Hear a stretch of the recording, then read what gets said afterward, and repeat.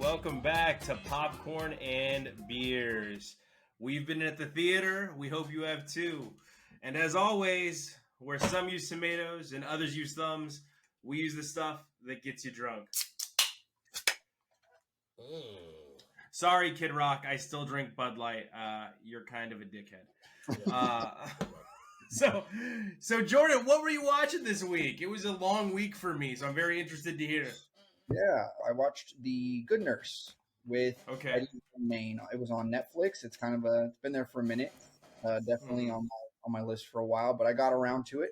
Eddie Redmayne from Fantastic Beasts franchise. He does his usual wispy voice delivery that always works. You know, he's always in the nominations and stuff. Great actor. Danish girl. Yes, yeah. Played, what's his face? Pretty boy. I don't want to do an impression of him because that would be bad. Stephen Hawking. Oh, he did play Stephen Hawking. Yeah, in beautiful. What was it? Theory of Everything. Yes. Yeah. Theory of Everything. Jessica Chastain is also in it. She's excellent. It's a pretty slow burn movie. Good story. You know, it keeps you engaged. There's a diner scene at the end, like a confrontation, really tense. Not going to spoil anything, but that scene was great. The whole build up to that throughout the movie is excellent. I give this one a pop 2. Okay, a pop 2 for The Good Nurse. Wow, yeah. That has been on my downloaded movies for flights on Netflix for like my last 7 flights, and I have not watched it yet. So I'll have to check it out. That reminds me. I just saw on Reddit like people are like putting a lot of complaints up that Morbius is now available on in flights. Like you have to be locked in an iron box in order to watch that movie. I think I did watch that on my flight in America, to be honest. I think that's how I ended up watching Morbius. I was like, I'm on here anyway. I might as well watch it. Sorry, Jordan, go ahead. It's all right. So next up, I watched Bodies, Bodies, Bodies. The movie's so nice, they named it Thrice. Starring Pete Davidson from SNL and Kim Kardashian, Ariana Grande dater. Maria Bakalova from Borat. Yeah. Not very known, but she's good.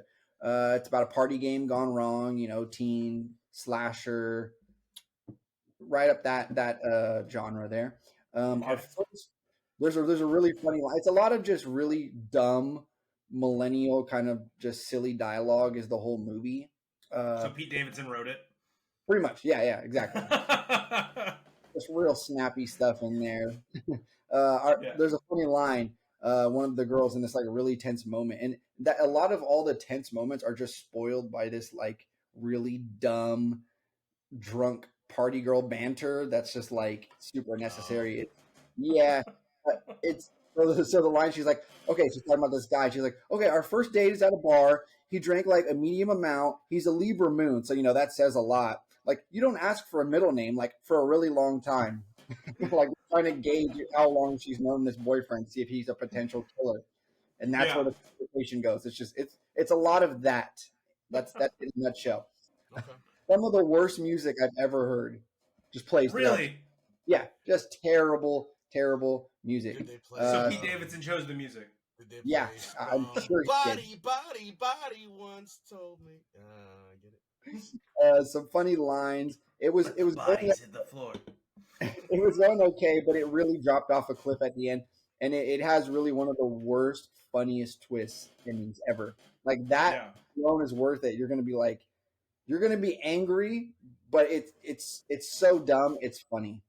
Okay. So I give it a popcorn, but it's a very watchable popcorn. Just where can you watch that? Jeez, it's on demand. I wish I knew. Showtime, Stars, something like that. I don't have Stars, so it's gotta be Showtime or something like that. Okay. And what's the last movie you watched this week? So I got around to watching The Black Phone for my second time. Good movie. I saw it in theater. I absolutely loved it. It's like maybe once a year they're like a scary movie comes out. I'm a big horror fan, but I admit 90% of horror movies are just terrible. They're just bad, Yeah. or they're so bad they're funny at least. But this one is good. This is one of the good ones that I really, really like. It's on Ethan Amazon. Hawke is so good. Yeah, this is his first role as like in the horror movie as like a bad guy or anything like that. I can't really think of any off the top of my head, but I can't think of his first role, but like the last movie I remember him being in where he's like almost an anti-hero kind of bad guy was like, I think it's called Daybreakers or Daywalkers, where he plays like the vampire doctor.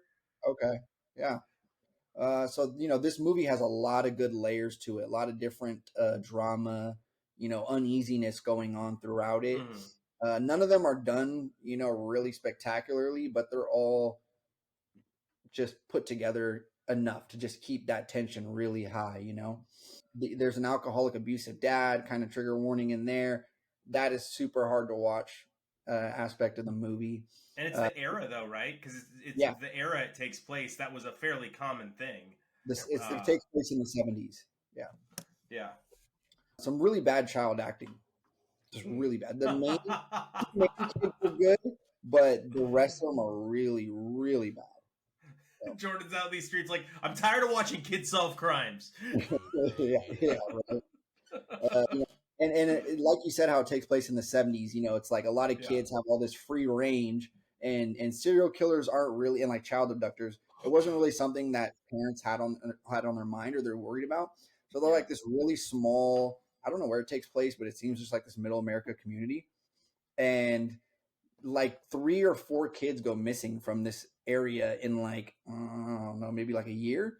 And they don't like enact some kind of curfew. Kids are still just running around doing whatever they want. It's like, it doesn't make sense, but it's like, I guess it's that time. There's this little badass Mexican kid in the movie. He stands up to the bullies and he's got like his Cheech and Chong shirt on. He's just awesome. And it's like, it reminded me of that Twitter thread that's going around right now where it's like, post a character that didn't deserve their fate. Oh, yeah. I've seen that going around, but it's like, man, I immediately was like, that kid, man, he should. Why'd they do that? He was a badass in that movie. I know, kicks ass. Like Ethan Hawke is terrifying, and his character, the Grabber, which is a objectively horrible name, with his masks though, the look he's got is just it's iconic. It's iconic. Like it felt like something that you could have built a franchise on, but it's a slightly newer, older movie. So I'm not going to spoil it. It's a good one though. And there's a really great scene with a little girl. She's kind of praying to get her brother back, to have her brother found. And, things just keep getting a little worse and worse. And she's like, there's this where she's praying. She's like, Jesus, literally not saying Jesus, but like speaking to Jesus. Yeah. What the F, man? Like, really, what the F, Jesus? And I just, that gave me a little giggle. I give this one a popcorn 3. I really like this movie. Popcorn in 3. It reminds me of kind of a take on another really widely well-received movie called Prisoners with Hugh Jackman. Great movie. It kind of reminds me of that movie in the way in the plot, if that makes sense. A little too long. That movie is really long. Yeah, Prisoners is very long. And then when you think Prisoners is over, it's not over. It's still got more going on. Black Phone for me, like Prisoners, very good movie. I enjoyed it as well. Let's move over to Josh. Josh, what were you watching this week? Well, I watched a few movies. So I watched Twister recently, and this is a phenomenon that, not Twisters, but the phenomenon I'm about to explain has been happening quite a bit. But when you watch a movie, then you just like see, oh, he's in that movie too that I'm watching now. Like, so Bill Paxton, Twister, then Bill Paxton I'm also in this movie. Edge of Tomorrow is what I watched first. Tommy Cruise, Emily Blunt. Mwah. One of Tom Cruise's best movies. Easy. Yeah. It really is. One of the better movies of that time period. It's such a good movie. And it's one of those that it didn't like really fly under the radar, but no one really talks about how dope this movie is. You know what I mean? It's weird. It feels undersung. You know what's funny? Go ahead. It's actually, I think its actual title is Live, Die, Repeat.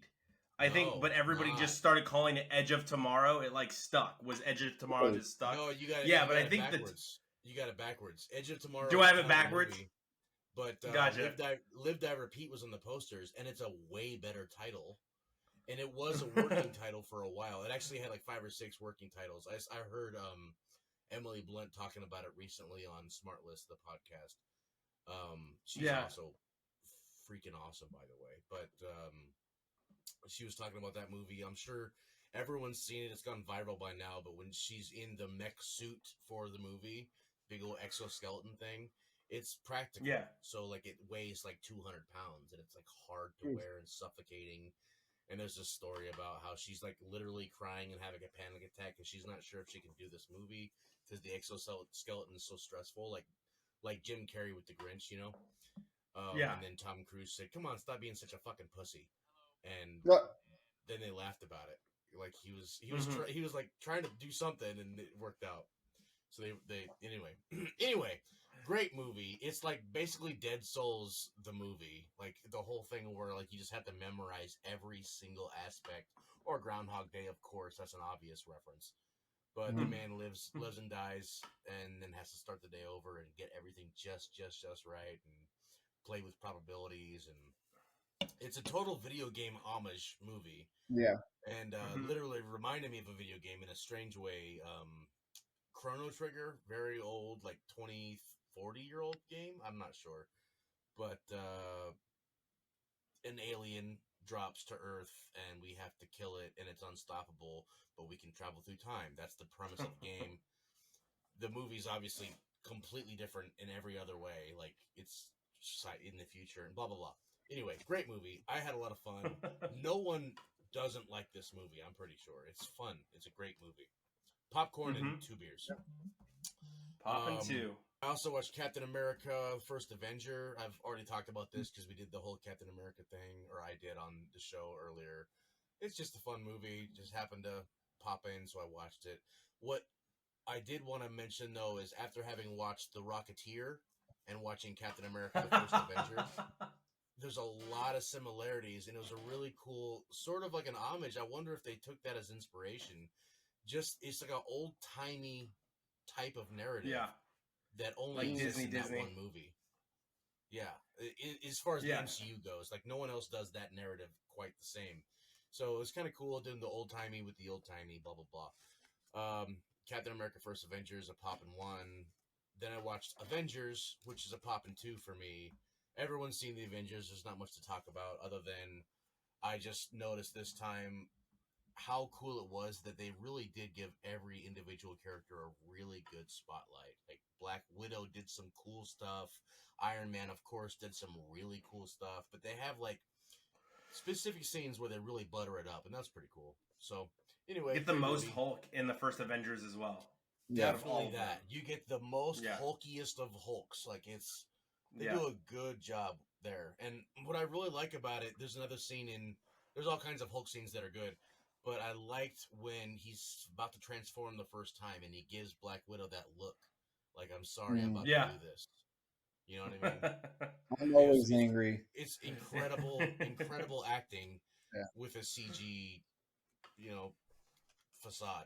Anyway. Yeah, it was already like excellent, graphically and all that back when it came out. But then I saw this Twitter video, and it's kind of showing how badly some of the editing and some of the CG has aged. And it's like, I kind of watch it kind of like half smirking now. I'm like, this shockingly hasn't aged the best, but it's still great. The first Captain America suit wasn't good either.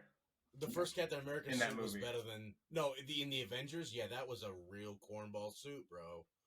Yeah. Yep. And he's walking around in it the whole movie. Everyone else changes clothes, but not him. I'm wearing my suit. Yeah. Have you seen the meme where it's like it's a GIF where it's just the Hulk punching Thor? That one scene where he punches Thor. It's really bad CG. Like, it doesn't even make sense. But whatever. Yeah, some of them don't age well.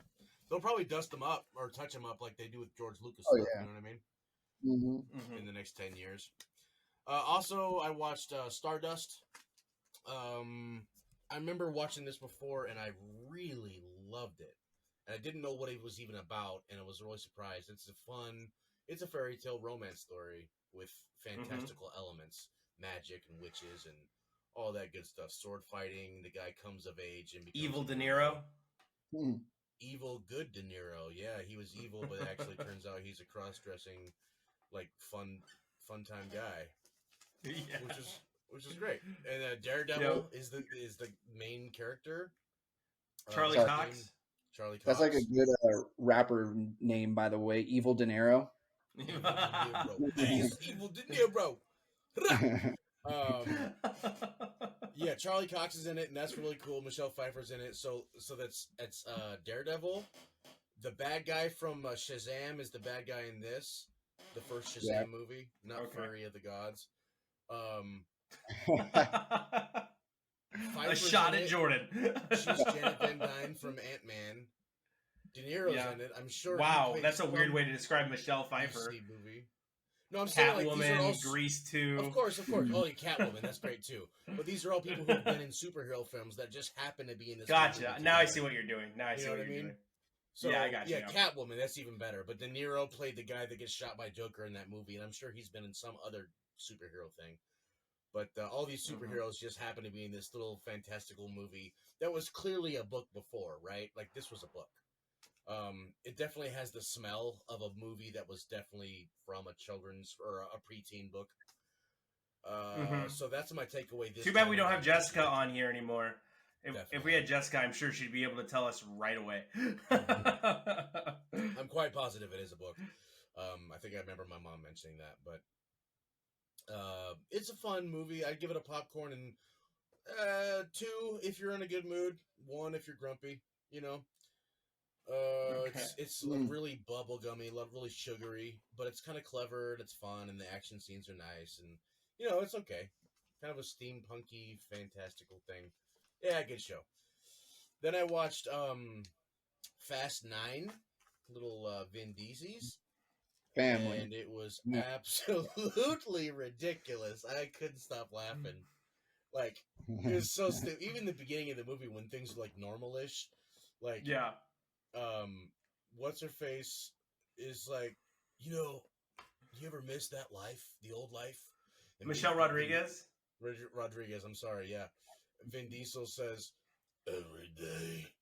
And she's like, it's so, like, I laughed out loud at that part. And then, like, all of a sudden they're flying a rocket car into space. And, like, this is the most in duct tape suits.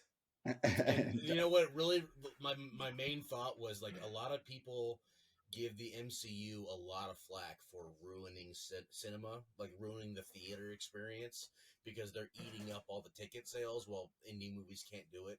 But once you go take a look at Vin Diesel's body of work, like, it's all explosions. There's no superheroes. It's just like people who think they're superheroes. They used to race cars in the street and run from cops, and now they're flying in space like G.I. Joes. Anyway. I audibly laugh every time the trailer for Fast X is on in the theater. Like, I audibly laugh every single time. I'll tell you, it's the same scene that gets me to laugh out loud every single time. And it's where he hits the NOS in midair with no tire traction and crashes two helicopters together. And I'm just like, what are we doing? What are we doing here? What's going on here, bud? There's so no traction. That's not how cars work. It's not a flying car. It's insane, dude. The thing that people hate on comic books for being so ridiculous and unbelievable, and WCW or WWE and all this, and like the Fast and Furious series is absolutely ridiculous, but everyone knows that by now, and it's fine. Just let them become Power Rangers, or go to the next galaxy. We're gonna go race Galactus in space. Who cares? I give it a popcorn and 1. It's really entertaining. You're gonna laugh, or you're gonna be taking it seriously and thinking it's awesome. It's one of the two. All right, popping 1. Yeah, popping and 1. And then went down a Vin Diesel rabbit hole. Yeah, right. So, like I'm saying, you see this movie, then you see that movie. I watched Pitch Black right after that. That's the first in the Riddick series, the Riddick Chronicle, where he plays a guy named Riddick who's a space fugitive, and there's the whole thing. It's very parallel to the original Alien movie, where they crash land. They got to figure out what's going on. Like blah blah blah blah blah.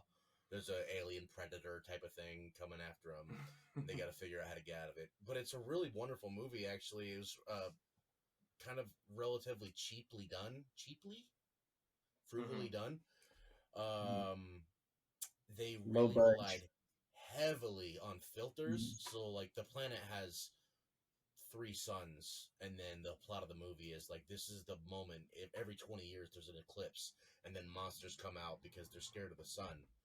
So they come out for this, and it's sort of a horror sci-fi thriller. Yeah, with an Indiana Jones type super monster man named Vin Diesel, who also happens to be in the movie. So it has a mix of a lot of cool elements. But yeah, there's scenes where like the whole thing is in hot orange.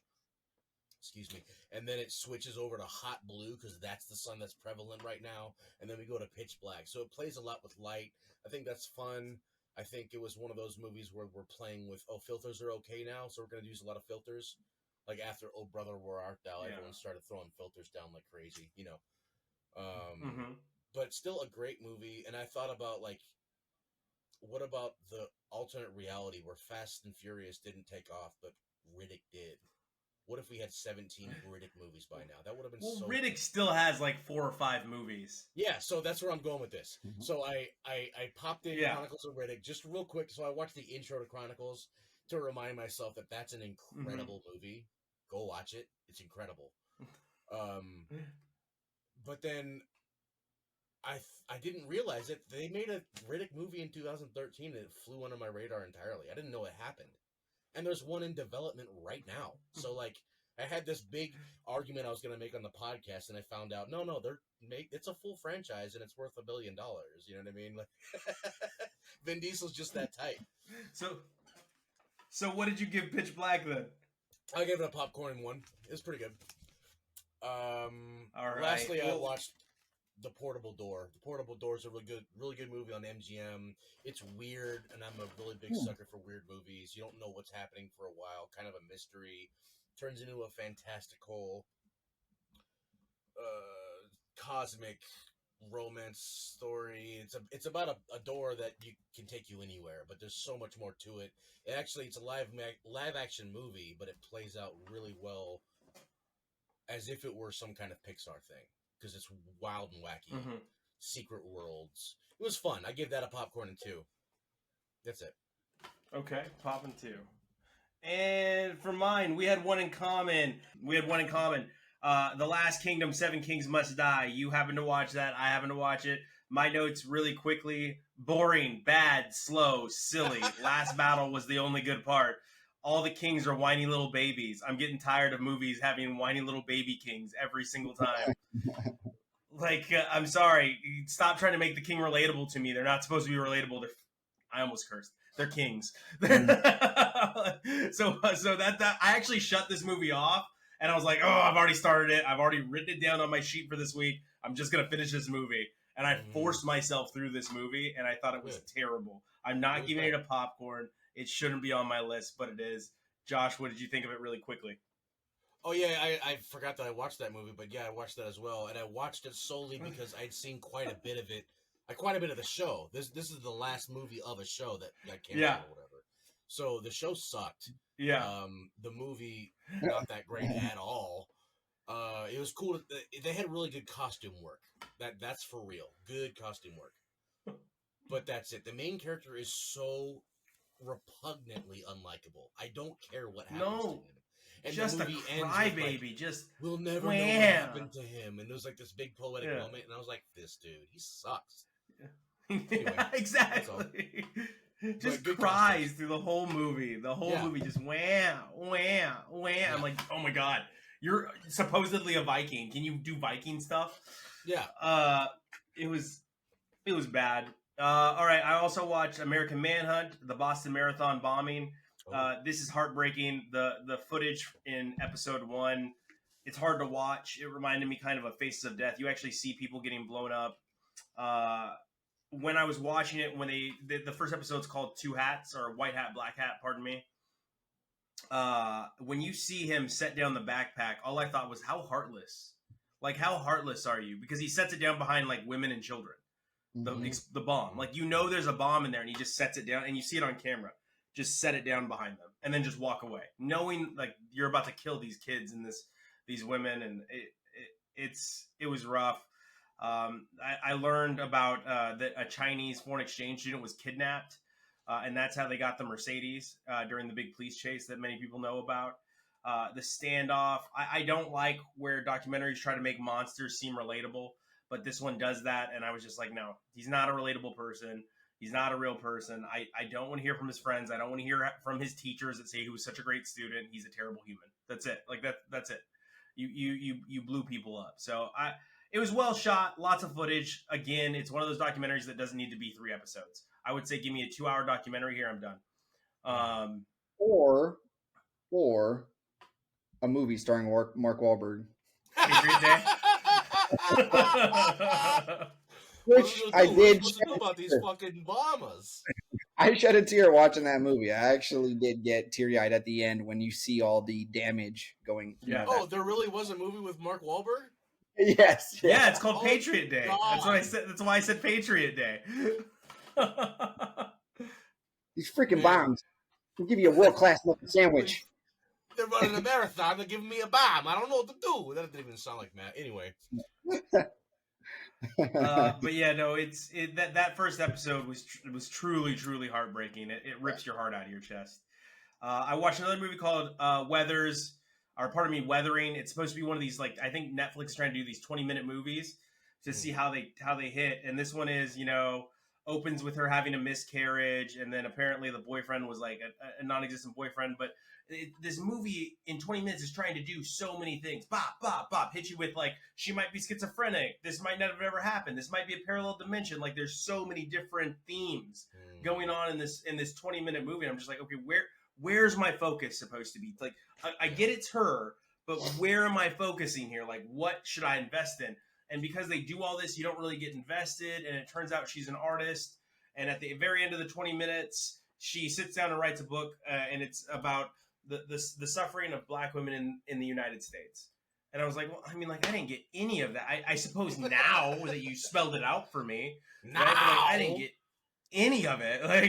Like I thought it was like she's her own worst enemy, because there's a scene where she tries to drown herself, and she looks up out of the water, and the person that's drowning her is actually her.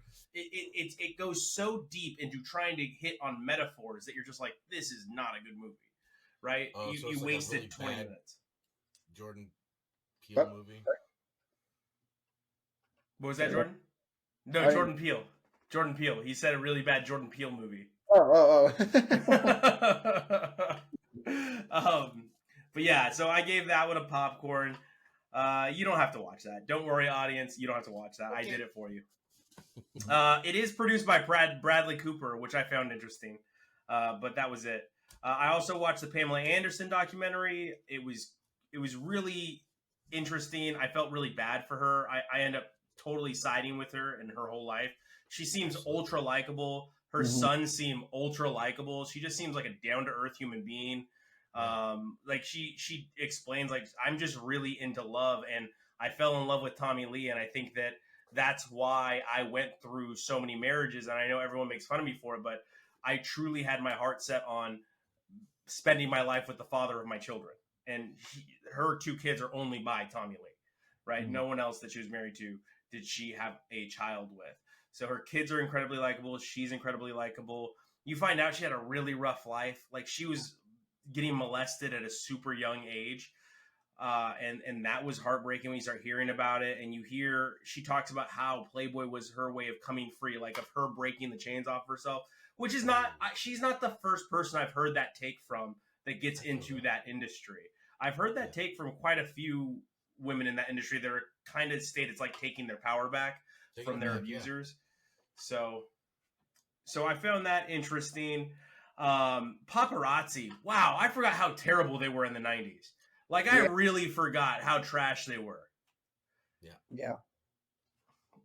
You see it firsthand. They're grabbing Tommy's clothes, and I think back then we would all go, wow, Tommy, what a dirtbag. And I'm just like, man, we were dirtbags because we didn't even realize, like, we couldn't put ourselves in their shoes. But I remember the Inquirer and the New York Times was like calling them out for being terrible people, for hurting the paparazzi. I was like, nah, man, we got this backwards. Mhm. Paparazzi are just gross because the footage you see, you're just kind of like, nah, man, they're bad. It ends positively. Yeah, really bad. It ends positively. I didn't realize how she was discovered. She was discovered at a Canadian football game. Did you guys know that? Yeah. Only because I heard an interview on Howard Stern. But yes, I did know that. Yeah, I thought that was fascinating that she was discovered at a Canadian football game. And it is a winning story for Pamela Anderson at the end. She gets the lead in Chicago, the Broadway play. Let me see here. I also watched Air with the story about the shoe, the Air Jordan, with Matt Damon, Ben Affleck, and Ben Affleck can damn direct, man. That guy can direct because really I was so into this movie from jump, and you never see Michael Jordan ever. You're immediately with Sonny Vaccaro with Matt Damon, like it's his movie, right? It's him, Jason Bateman, Chris Tucker just made me smile to see Chris Tucker in a film again. Like when I saw Chris Tucker, I just immediately smiled. Like Chris Tucker is just going to be one of those actors, I think, for the rest of my life now. Whenever he just appears in something after 10 years, I'm just going to be like, hi, Chris. You know what I mean? Yeah. Yes. So he plays Howard White, who's still at Nike, and he did phenomenal. Like Chris Tucker was great. Matt Damon was amazing. Like pop the beer for Matt Damon because he was phenomenal in this movie. He was great. Heartfelt, has a great monologue when he's pitching the shoe to Jordan, and I don't want to ruin it. Ben Affleck, he does such a good job of being a neurotic, like Buddhist Phil Knight owner, just constantly conflicted, and he did a great job in that movie. The shoe design, the actor, I don't know the actor's name, but the actor that plays the gentleman that does the shoe design, phenomenal, just a great job down to the lisp and everything. And then, of course, Viola Davis, who I found out in listening to another podcast about this movie. Viola Davis was Michael Jordan's mother was only supposed to have one line. Okay. And when Matt Damon pitched the movie to Michael Jordan, he's like, I made the mistake of asking him, who do you want to play your mom? And Michael Jordan said, one actress, Viola Davis. And he's like, I can't go to Viola Davis and pitch her one line. So they rewrote the whole part of Michael Jordan's mother for Viola Davis, and she kills it, of course, crushes it. Some funny things, it's soaked in nostalgia. The whole movie is soaked in nostalgia to arcade games, to the music, to there's a scene where he's like, I got a phone in the car. They put a phone in the rental car. It's just soaked in nostalgia. The soundtrack is phenomenal. There's a boardroom meeting, and one of the members of the board for the basketball division of Nike goes, Charles Barkley's not likable. No one wants to watch that guy on TV. That's the line from the movie. No one wants to watch that guy on TV. And I was like, that's hilarious. That's great, yeah. So many things just don't age the well. most famous personality when it comes to basketball on television. David Falk, the agent. I didn't get this actor's name before we started the pod either, but the actor that plays David Falk, Michael Jordan's agent, phenomenal. Had me rolling he delivered one-liner after one-liner after one-liner, and they were hilarious. Like, they were so funny, and the banter between the actor that plays David Falk and Matt Damon, Sonny, is fantastic. And the chemistry is so good because they're only in a scene together one time in the whole movie. It's all over the phone. And the two of them riffing off each other over the phone, phenomenal. I'm just going to tell you, you never see Michael Jordan. He's not in the movie. And I still give it a popcorn and 3 beers. It made me feel something. It asked the question, would you risk everything on a feeling? And I dug that. Like, I really like that message. Like, are you willing to risk everything on just a feeling? So I wanted to get that review out there. But Josh, you and I went down nostalgia pathway. We both watched Power Rangers. What did you think? Really quick. Boy, oh boy. Nostalgia is the word of the day. I used to wake up at 6:30 a.m. to make sure I watched Power Rangers because that's all anyone's going to talk about at recess. back in what, 5th grade? I don't know, but For me, it came on after lunch. oh wow, After school. must Yeah, right be after school. nice. I had to wake up really early.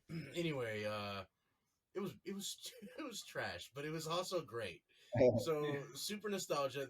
They managed to nail the aesthetic and the vibe of the original Power Rangers season. I'm sure the rest of the franchise, but definitely the first season they nailed it. They got 2 of the originals, R.I.P. Tommy, R.I.P. Trini.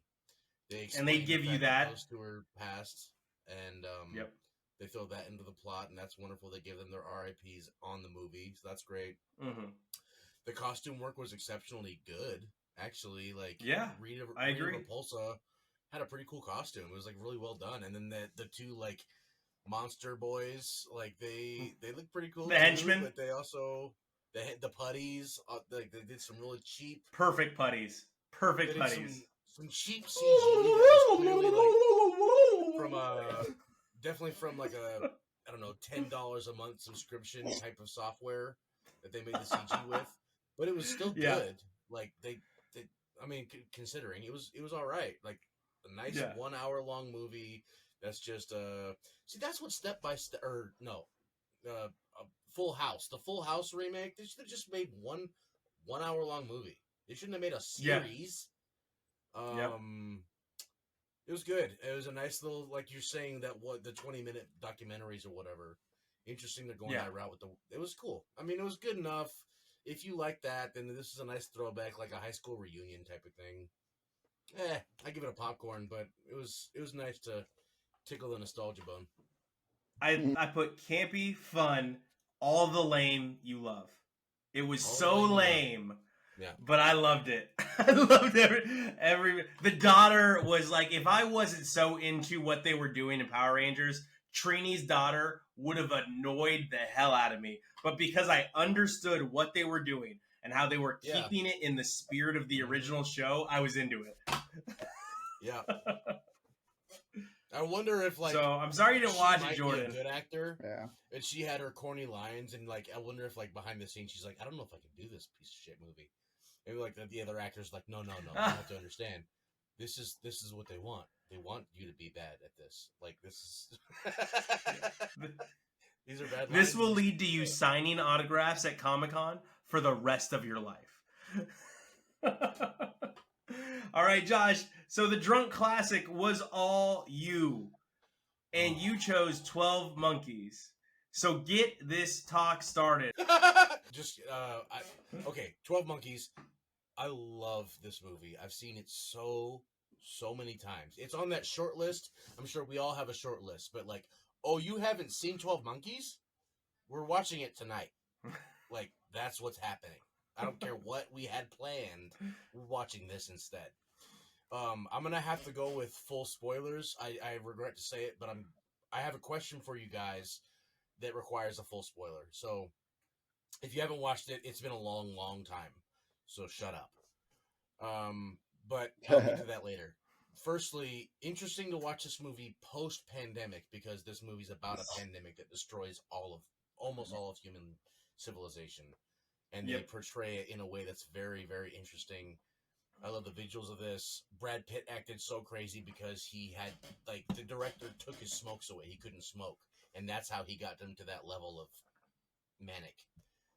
That's real. I love the plot line. I love how almost every time you watch the movie, you might think something totally different about what you previously thought.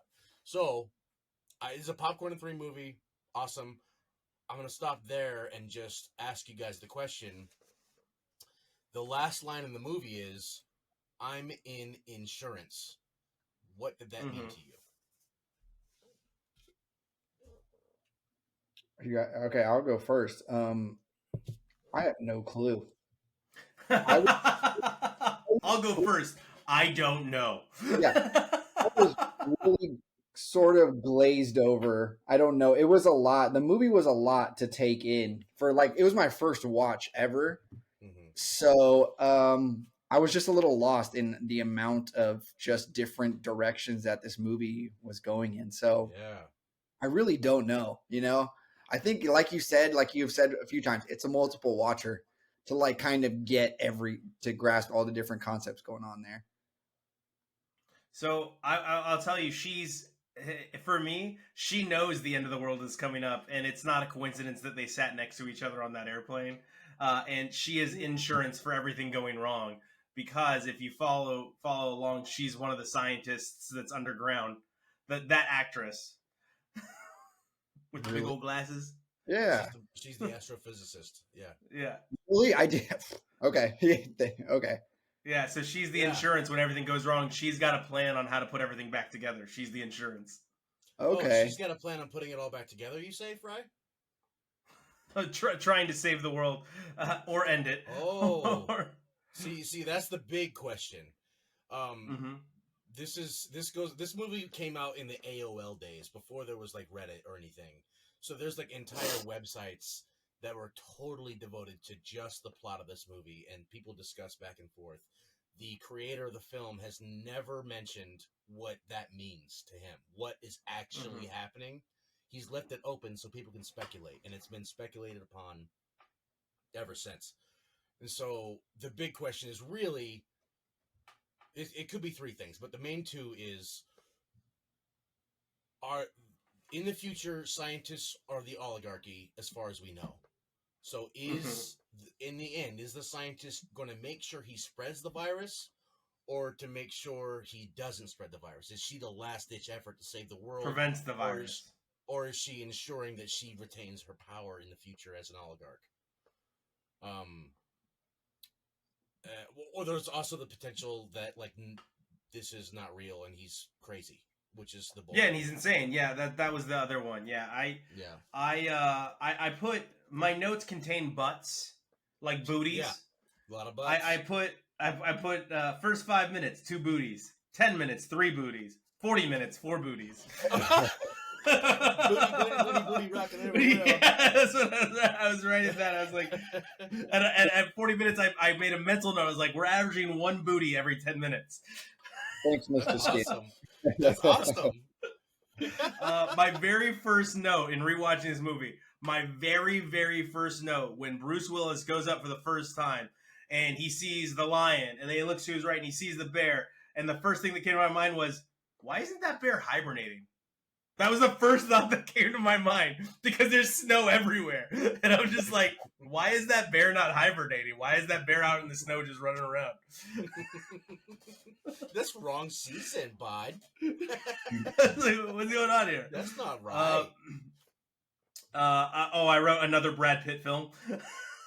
Yeah, again, let's do a hiatus. 3-month hiatus. Third in a row. And I wrote my favorite line from the movie, and it's still my favorite line because it's a line that you said to your friends if you'd seen this movie. You just walk by randomly and be like, "Out of my chair!" Out of my chair. Yeah, that's so good. Out of my chair.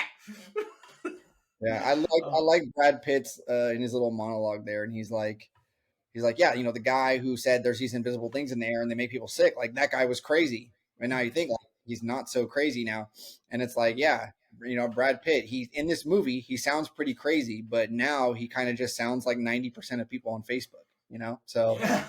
it's like, That's a fact. Yeah. The way he his rants are really well done. They're not entirely believable, but they're pretty close to believable, and he does a decent job of crazy guy. Yeah. And it's nice to see him in that role, other than Pretty Boy, which is often what he gets cast as. And Bruce Willis also, Bruce Willis, when he hears the radio for the first time again, he starts crying. Yeah. Like he did a great job acting in that. You don't see a whole lot of that version of Bruce. Really good. There's a lot of things. The whole movie is very, very self-referential. Almost every scene refers to what's happening. The problem is that it contradicts itself. It's a false narrative, and I like that. I recently went on YouTube to see new theories. I'm gonna watch it again with my brother tonight, just so you know. He hasn't seen it, so that's what's happening tonight. No one really has a solid grasp on whether what's real and what actually happened. But that's what makes the movie so good. Every time you see it, the lady in the movie even says it while they're in the cinema in the movie. They're in the cinema watching a movie while he's getting his fake mustache on and stuff. Yeah. Yeah. Said this movie, it's so crazy because we've seen it, we know what happens, but we're here now, and it's a different movie now that I'm watching it now because we were different people back then, and that's what the movie is, and that's what you're experiencing. It's like meta on meta. You know what I mean? There's also a plot line that this is all her delusion, that it's all in her head, that she's in the loony bin as well, and she's manufacturing this whole storyline so she can be a hero in her own story. Because at the end of the day, she is kind of the hero. She's the last survivor that's trying to stop that scientist with the long red hair. So that's another job. She just wrote a book about apocalypses and stuff. So yeah, I mean, or time paradoxes or whatever. She's already in the field. So it could be her delusion. It's so wild because like every time you have a grasp on what you think is happening, it contradicts itself. Like the hey Bob, remember that old man?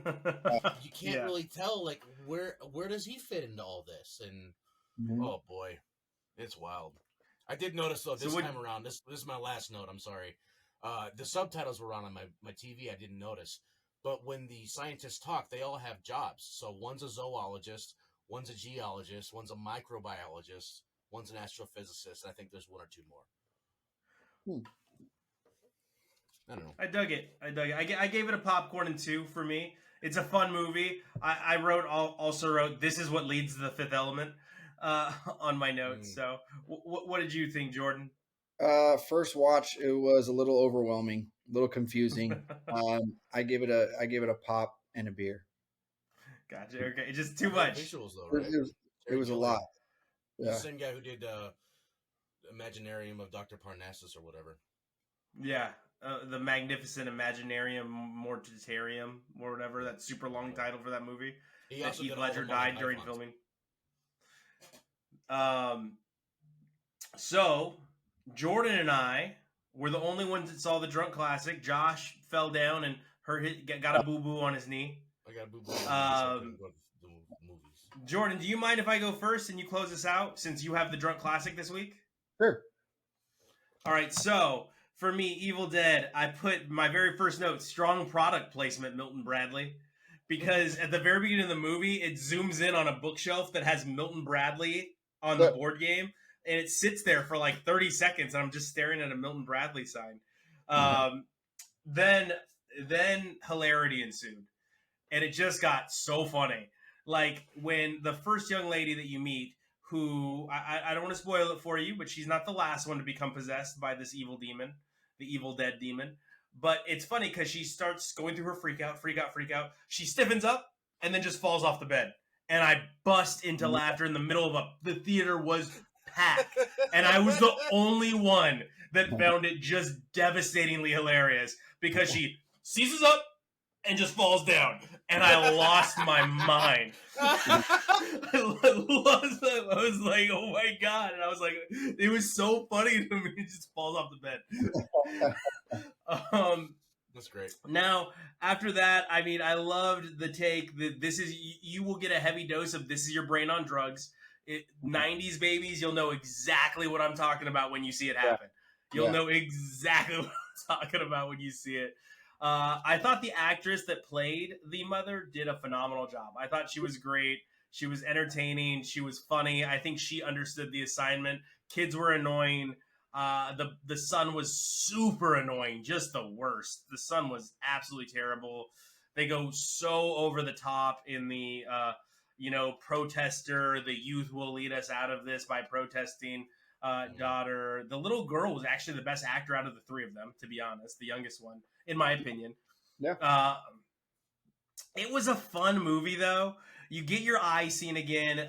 The cheese grater gave me the shivers. There's a cheese grater, and that the cheese grater gave me the heebie-jeebies, is what we'll call it.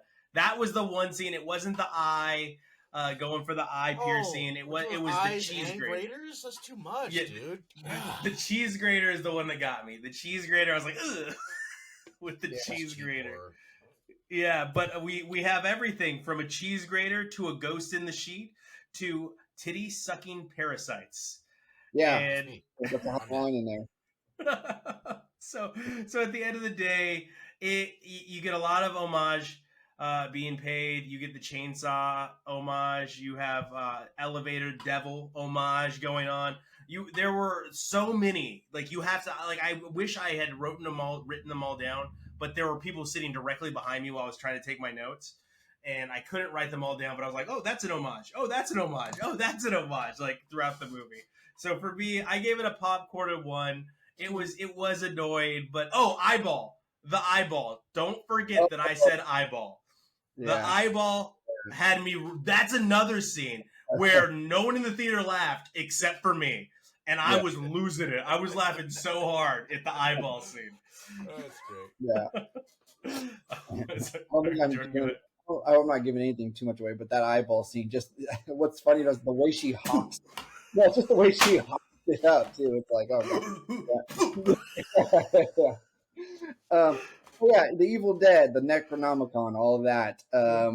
It's I think it's what conservatives think happens if you read like children's books about same-sex penguin families.